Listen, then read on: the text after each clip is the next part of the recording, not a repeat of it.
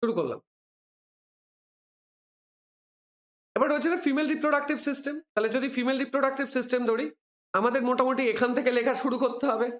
মোটামুটি এই পর্যন্ত গিয়ে শেষ করতে হবে। বাট এখানেও এটা শেষ না। এর সাথে আবার সেই অ্যাক্সেসরি ডাক্টগুলোর কনসেপ্টগুলো চলে আসছে। এখন তাহলে এখানে আমাদের কি দরকার পড়বে? ফার্স্টে হচ্ছে গিয়ে যেরকম মেল রিপ্রোডাক্টিভ স্ট্রাকচারের ডায়াগ্রামটা ড্র করেছিলে, ঠিক সেরকমই ফিমেল রিপ্রোডাক্টিভ স্ট্রাকচারের ডায়াগ্রামটা ড্র করবে। এখানে তোমরা কতগুলো লিগামেন্ট পড়েছিলে নিশ্চয়ই মনে আছে, যেগুলো আমি তোমাদের ডায়াগ্রাম দেখিয়েছিলাম। তো একটা হচ্ছে গিয়ে এই এই ব্রড লিগামেন্ট রয়েছে of double folds of peritoneum, যেটাকে কি বলা হয় মেসোফ্রিয়াম রয়েছে। তো এখানকার এই লিগামেন্ট গুলো, এই যে ovary is each ovary is 2 to 4 centimetre in length and it is connected by ovarian ligament to the uterus. মনে হচ্ছে ওভারিয়াল লিগামেন্ট দেখেছিলে না? এই হচ্ছে ovarian ligament and by the suspensory ligament to the lateral pelvic wall, যেটা এখানে দেওয়া আছে কি নেই? নেই। এই সাইড দিয়ে টেনে দেওয়া ছিল না ল্যাটারাল পেলভিক ওয়াল, আর পুরো জিনিসটা সাইড দিয়ে কি ছিল? Broad ligament. তাহলে এই যে এখানে দেখো লেখা রয়েছে না ব্রড লিগামেন্ট, কিভাবে অ্যাটাচ ব্রড লিগামেন্টের সাথে? By the double folds of peritoneum, যেটাকে কি বলা হয়? মেসোফ্রিয়াম। তাহলে আশা করি বেসিক ইনফরমেশনটা পাচ্ছ এখান থেকে। এরপর যদি আমরা আসি, বলছে each ovary is covered by the thin epithelium enclosing ovarian stroma. তাহলে পুরো জোনটার নাম কি? Ovarian stroma. কভার কে করে রাখছে? Thin epithelium. মনে থাকবে স্ট্রোমা জোনটাকে যদি ডিভাইড করি, দুটো পার্ট পেয়েছিলাম কি কি? একটা হচ্ছে কর্টেক্স আর একটা হচ্ছে মেডুলা। ঠিক আছে, এইটা হচ্ছে গিয়ে স্ট্রাকচার হয়ে গেল। এবার পুরো স্ট্রাকচার কমপ্লিট হয়নি, কারণ আমরা দুটো ওভারি পেয়েছি, ওভারিয়ান স্ট্রাকচার করলাম। এরপর অ্যাক্সেসরি ডাক্টের স্ট্রাকচার আমাদের এর সাথে অ্যাড অন করে লিখতে হবে, মানে লেখাটা পেজটা তোমাদের 2 পেজ জুড়ে লিখতে হবে। এটা শুধু ওভারির শর্ট নোটই চলে গেল, এখান থেকে শুরু হলো, এটা ওভারই হচ্ছে। যদি ফিমেল রিপ্রোডাক্টিভ সিস্টেম সম্পর্কে লিখতে বলে, এটাকেই কি করতে হবে? শর্ট নোটে কনভার্ট করতে হবে।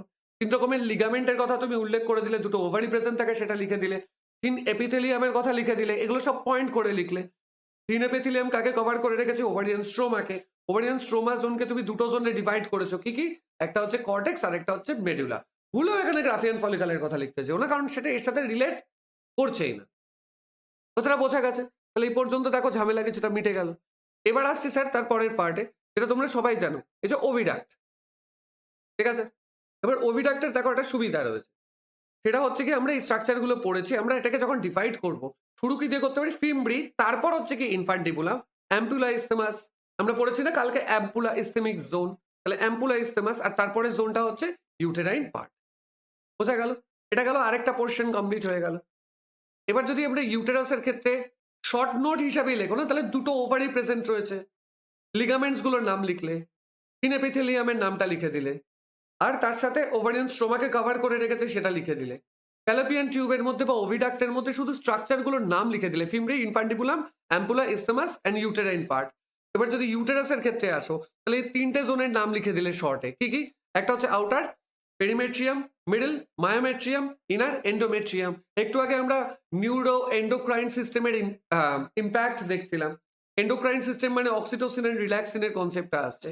আর muscle myometrium, middle myometrium, a layer of smooth muscle fibers which contract strongly during the delivery of the baby. বুঝতে পেরেছো? রিলেটেবল আমরা পড়লাম আজকে লাস্টের পার্টে, বাট এর সাথে রিলেটেবল। তাহলে সেক্ষেত্রে 3টে লেয়ার, এন্ডোমেট্রিয়াম, মায়োমেট্রিয়াম, পেরিমেট্রিয়াম, এই 3টের কথা তোমাকে উল্লেখ করতে হবে। এরপর যে জোনটা থাকে সার্ভিক্স, সার্ভিক্যাল ক্যানেল, বার্থ ক্যানেল, এটার কথা উল্লেখ করতে হবে। অ্যান্ড দেন তুমি যদি শুধু vagina, it is about 10 centimeter long, acts as a receptacle of the penis during copulation, allow the passage of menstrual flow. During the birth canal, during the parturition, it opens to the exterior by an aperture. অ্যাপারচারটার নাম কি? Vaginal orifice. এই পর্যন্ত তোমার female reproductive structure এটা complete হয়ে গেল। এরকম 1.5 পাতা জুড়ে তুমি লিখছো না, তুমি ডায়াগ্রাম ড্র করছো, মেজর পয়েন্টগুলোকে উল্লেখ করছো। ঠিক আছে, দুটো ওভারি প্রেজেন্ট রয়েছে, তুমি সেটা লিখে দিলে, দেন ওভারির কিছুটা ডেসক্রিপশন লিখে দিলে। ওভিডাক্ট প্রেজেন্ট রয়েছে, তার ডেসক্রিপশনটা তুমি লিখে দিলে। তারপর তুমি ইউটেরাস পেয়েছো, তাহলে ইউটেরাসের কিছুটা ডেসক্রিপশন তুমি লিখে দিলে। তারপর তুমি সার্ভিক্স জোন পাচ্ছ, ভেজাইনা পাচ্ছ, তুমি তার ডেসক্রিপশন লিখে দিলে। তাহলে তোমার আনসারটা কি হলো? একটা পেজের মধ্যে হলো, সাইডে ডায়াগ্রাম হয়ে গেল, আর কম্প্যাক্ট হলো। বোঝা গেছে? সবকিছু টুকবার কষ্ট করে দরকার পড়ছে না, বাট যখন ইনিশিয়ালি তুমি লিখছো তোমার খাতায় হোমওয়ার্কের জন্য, তখন তুমি কিন্তু পুরোটা টুকবে। কথাটা বোঝা গেছে? ইনিশিয়ালি এখন তুমি পুরো ইম্পর্টেন্ট জিনিসগুলো টুক। এরপর যদি রাইটে শর্ট নোট অন ভালভা বা এক্সটার্নাল জেনিটেলিয়া হয়, তাহলে মোটামুটি এটা এখান থেকে শুরু হবে এবং শেষ হবে কোথায়? এই আপ টু হাইমেনে গিয়ে শেষ হবে। বোঝা গেছে? এবার এই ক্ষেত্রে কি কি পয়েন্টগুলো ইম্পর্টেন্ট ভাবো, একটা কোয়েশ্চেন 1 মার্কসের কোয়েশ্চেন হিসাবে আসতে পারে, 5 মার্কসের কোয়েশ্চেন হিসাবে আসতে পারে। এখানে ডায়াগ্রামটা নেই, আমি ডায়াগ্রামগুলো প্রোভাইড করে দেবো। তাহলে সেক্ষেত্রে কি রয়েছে, মন্স পিউবিস রয়েছে। এবার মন্স পিউবিসের ক্ষেত্রে দেখো অ্যান্টেরিয়র মোস্ট জোন, এটা খুব ইম্পর্টেন্ট, এটা খুবই ইম্পর্টেন্ট। তার সাথে কি রয়েছে, যে cushion like fatty tissue present থাকে covered with skin and pubic hair. এই পয়েন্টগুলো ইম্পর্টেন্ট, এগুলো হচ্ছে এখানকার কিওয়ার্ড। ঠিক আছে, লেভিয়া মেজরা রয়েছে টু লঙ্গিটিউডিনাল ফ্লেশি ফোল্ডস হয়ে গেল। ইন্টারনাল জোনের ক্ষেত্রে কি রয়েছে, লেভিয়া মাইনোরা। এই যে বলেছেন it also covers the two additional fold of tissue called labia minora. তার মানে বাইরে কি রয়েছে, লেভিয়া মেজরা, ভিতরে কি রয়েছে, লেভিয়া মাইনোরা। এক্সটার্নালি অ্যান্টেরিয়র জোনে কে রয়েছে, মন্স পিউবিস। তাহলে ফার্স্টে মন্স পিউবিস, লেভিয়া মেজরা, দেন লেভিয়া মাইনোরা। এবার দেখো রয়েছে ক্লিটোরিস। এবার ক্লিটোরিসের পজিশনটা আবার দরকার পড়বে। It's a small finger like erectile organ, important point. কোথায় প্রেজেন্ট রয়েছে, it lies upper junction of the two labia minora, important point. above the urethral opening, এটা পজিশন। ঠিক আছে, and it is homologous to glans penis, sexual excitement A help করে।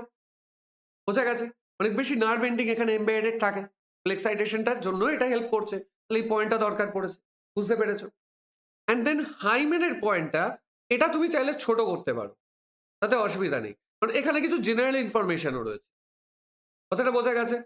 So in the vaginal orifice normally covered by the membrane called hymen, it's a thin mucous membrane which covers the vaginal opening either partly or completely. দেখো তুমি এইটুকু লিখলে কিন্তু লেখাটা শেষ হয়ে যাচ্ছে।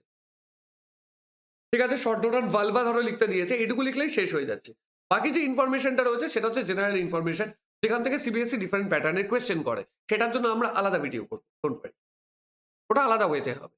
ওটা নোটসের ক্ষেত্রে দেখবে এনসিআরটি এক্সাম্পলার তোমাদের প্রোভাইড করা হয়েছে, ওটা পড়ো, দেখো তুমি বুঝতে পারবে এরকম টাইপের অদ্ভুত কোয়েশ্চেন।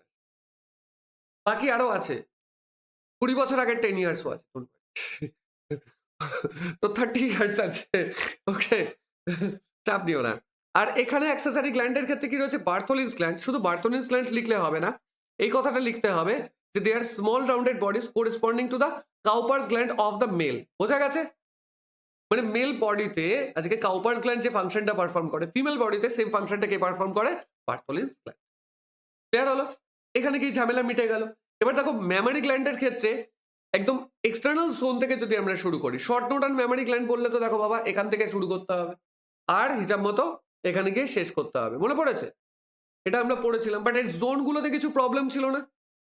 তো যদি জোনাল সেগ্রিগেশনটা আমরা দেখি, granular tissue of the each breast is divided into 50 to 20 mammary lobes. মনে পড়েছে, সেই ম্যামারি লোবস প্রেজেন্ট ছিল, containing the cluster of mammary alveoli. তো শুরু কোথা থেকে হয়, মিল্ক প্রোডাকশনটা কোথায় হয়, ম্যামারি অ্যালভিওলাই থেকে শুরু হয়। ম্যামারি অ্যালভিওলাই থেকে এটা ওপেন হয় কি কোথায়, mammary tubules, and the cells of the alveoli secrete milk, বলেছে, which stored in the cavity of the lumen of the alveoli। এই কথাটা লেখার এখানে দরকার ছিল না, মনে আছে ক্লাসে বলেছিলাম। তাহলে আমরা পড়েছিলাম কি, আমরা পড়েছিলাম ম্যামারি লোব। এই ম্যামারি লোবের মধ্যে কি প্রেজেন্ট রয়েছে, mammary alveoli. And mammary alveoli কিভাবে ওপেন হচ্ছে, with the help of mammary tubules. বোঝা গেছে, টিউবিউলস হয়ে গেল। এখানে চলে আসে, দেখো বলছে each tubule of each lobe, মানে এবার টিউবিউল থেকে এটা লোব থেকে কি হচ্ছে, বাইরের দিকে বেরিয়ে আসছে। তাই বলছে the tubules of the each lobe joint to form, কি তৈরি করছে, ম্যামারি ডাক্ট। এখানে ছেড়ে দেবো, এটা এখানটায় ছেড়ে দেবো। এরপর তারপর কোথায় আসবো, বলছে several mammary duct joint to form mammary ampulla, মনে থাকবে, and which is connected to lactiferous duct. পাওয়া গেছে। এবার দেখো ল্যাক্টিফেরাস ডাক্ট অ্যান্ড ল্যাক্টিফেরাস সাইনাসেস এর কনসেপ্টটা এখানে ছিল না, যে just under the nipple the lactiferous duct are present. তাহলে এবার নিপলের স্ট্রাকচার দেখো এখানে প্রেজেন্ট ছিল, nipple are surrounded by the circular pigmented area called areola. It's the sucking organ, কোথায় প্রেজেন্ট থাকে, পেক্টোরাল মাসলে, বুঝতে পেরেছো, এটা উইথ দ্য ফ্রন্ট ওয়াল। তাহলে এই যে ল্যাক্টিফেরাস ডাক্ট, এর পাশে স্টোর করবার জন্য একটা জোন থাকে, সেটাকে কি বলা হয়, ল্যাক্টিফেরাস সাইনাসেস। তাহলে ম্যামারি অ্যালভিওলাই মিল্কটা প্রডিউস করলো, সেটা এলো, ল্যাক্টিফেরাস ডাক্ট তার ফ্রন্ট সেগমেন্টে কি রয়েছে, নিপল রয়েছে, কিন্তু এটাকে তো স্টোর করে রাখতে হবে। স্টোর করবার জন্য ল্যাক্টিফেরাস ডাক্টের সাথে কে কানেক্টেড রয়েছে, just under the nipple lactiferous duct are present which get widen to form, কি ফর্ম করে, ল্যাক্টিফেরাস সাইনাস। আশা করি রিলেটেবল হয়ে গেল ফিমেল রিপ্রোডাক্টিভ সিস্টেম।